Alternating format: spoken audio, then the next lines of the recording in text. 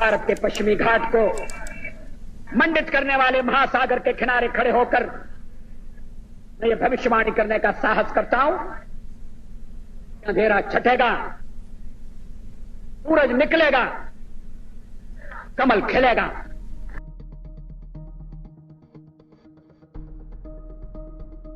विश्व की सबसे बड़ी राजनीतिक पार्टी भाजपा जितनी तेजी से भारतीय राजनीतिक परिदृश्य पर छाई थी, उतनी तेजी से सिमटती भी जा रही है। 2014 में केंद्र की सत्ता में आने से पहले भाजपा मात्र 7 राज्यों में सत्ता में थी, लेकिन देश में मोदी सरकार बनने के बाद से भाजपा का विजय रथ इतनी तेजी से दौड़ा कि मार्च 2018 तक देश के 21 राज्यों में भाजपा की सरकारें बन गई और देश की 70% आबादी पर भाजपा का शासन था। लेकिन जल्द ही भाजपा के हाथ से राज्यों की सत्ता फिसलने लगी और 2019 समाप्त होते होते भाजपा शासित राज्यों की संख्या मात्र 11 रह गई। इसके अलावा पार्टी बिहार, नागालैंड, मेघालय, मिजोरम और सिक्किम की गठबंधन सरकारों में छोटे भाई की भूमिका में है। तमिलनाडु में भाजपा का कोई विधायक नहीं है, लेकिन वहां की सत्तारूढ़ पार्टी अन्य द्रमुक भाजपा की सहयोगी पार्टी है।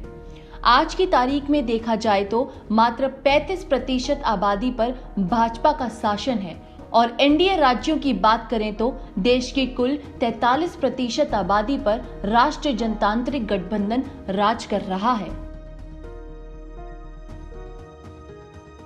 देखा जाए तो केंद्र में भले नरेंद्र मोदी का जलवा कायम हो, लेकिन राज्यों में भाजपा तेजी से सत्ता से बाहर होती चली जा रही है।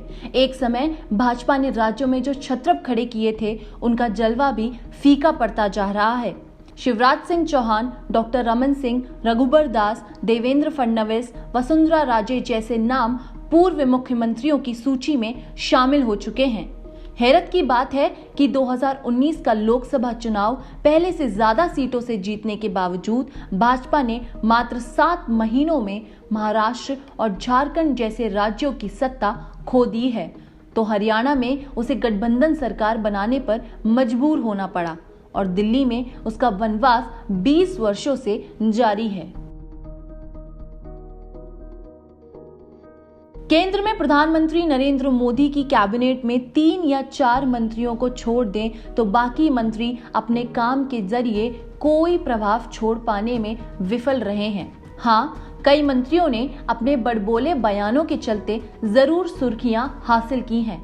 आज सबसे बड़ा सवाल ये है कि क्या भाजपा को सिर्फ मोदी नाम का सहारा रह गया है? आखिर क्यों भाजपा के पास राज्यों में विश्वसनीय नामों की कमी हो गई है कि चुनावों में मोदी के नाम और मोदी के काम का ही सहारा लेना पड़ रहा है।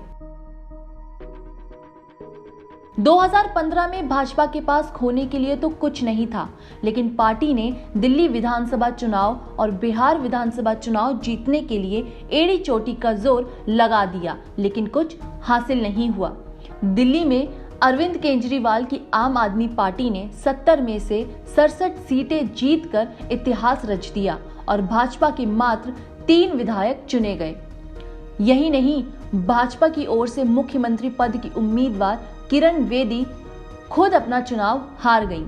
बिहार में नीतीश कुमार और लालू प्रसाद यादव के एक साथ आकर महागठबंधन बनाने से भाजपा को इतनी तगड़ी चुनौती मिली कि सत्ता उसके लिए दूर की कोड़ी बनकर रह गई है। बिहार में महागठबंधन की सरकार बनी और राज्य की जनता ने नीतीश कुमार के चेहरे पर वोट दिया। हालांकि इस सब के बाद लालू प्रसाद यादव को चारा घोटाले में जेल जाना पड़ा और सत्ता पलट गई। मुख्यमंत्री नीतीश कुमार ने आरजेडी के साथ छोड़ बीजेपी का कमल थाम लिया, जिसके बाद बीजेपी गठबंधन के साथ बिहार में सत्ता में है।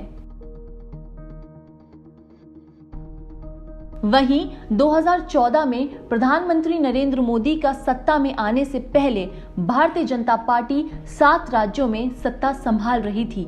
मार्च 2018 आते आते बीजेपी तेजी से बढ़ते हुए 21 राज्यों में सरकार बनाने में सफल रही, यानी 4 साल में 3 गुना विस्तार। 2015 में जम्मू कश्मीर में सरकार बनाने के लिए बीजेपी ने पीडीपी से हाथ मिलाया था। इन चुनावों में पीडीपी 28, बीजेपी 25, नेशनल कॉन्फ्रेंस 15 और कांग्रेस 12 सीटें जीत सकी थी। राज्य में कुल 87 विधानसभा सीटें थी। ये पहली बार था जब पंजाब को छोड़कर पूरे उत्तर भारत में बीजेपी अकेले या अपने सहयोगी दलों के साथ सरकार में थी। लेकिन बीजेपी का विजय रथ 2018 में रुकना शुरू हुआ जब कर्नाटक में कांग्रेस गठबंधन से सरकार बना ली। हालांकि ये सरकार ज्यादा दिन नहीं चली और कुछ वक्त बाद बीजेपी ने फिर से राज्य में सरकार बना ली। हालांकि एक साल में बीजेपी जिन राज्यों में सत्ता से बाहर हुई है वो संख्या बहुत ज्यादा नहीं है, लेकिन इस बात से इनकार नहीं किया जा सकता है कि बीजेपी देश के बड़े राज्यों महाराष्ट्र, राजस्थान और मध्य प्रदेश में हारी है। हालांकि मध्य प्रदेश में बड़ा फेरबदल होने से बीजेपी एक बार फिर सत्ता में आई है, लेकिन जनता ने बीजेपी सरकार को मध्य प्रदेश में नकार दिया था। वहीं ये ऐसे राज्य हैं जिनमें बीजेपी और उसके सहयोगी दलों की पकड़ मजबूत रही है। इन राज्यों की जनसंख्या भी दूसरे कई राज्यों के मुकाबले काफी ज्यादा है। 2011 जनगणना के आंकड़ों के हिसाब से बात करें तो 2018 में बीजेपी जिन राज्यों में सरकार में थी वहां की कुल आबादी करीब 84 करोड़ थी, यानी देश की कुल जनसंख्या का 70%।